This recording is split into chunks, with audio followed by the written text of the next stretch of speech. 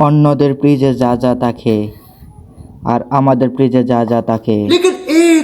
ফ্রিজে এত মালামাল রাখি, মানে আমরা খাবার দাবার অনেক খাই, সেজন্য ফ্রিজে অনেক মালামাল রাখি।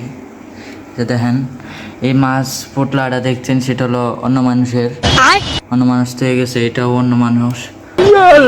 পিছনতে বাটি আছে, লুকোচুরি খেলছে, ওটাও অন্য মানুষের।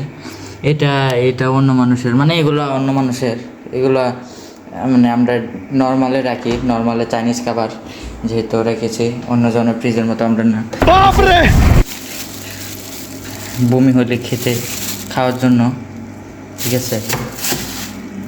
আর দেখাই, এই যে আম্মু রাখছে, মানে আমার আম্মু তো ইউনিক। এই যে বাড়ি, এই যে বাড়ির ভিতরে ঘড়ি, আর এই যে একটা জিনিস, ওটার ভিতরে সালাদ কাটটা তৈরি দিছিল। আর দেখাই যে ড্রয়টা দেখাই ফুল একদম খাবার দাবারে।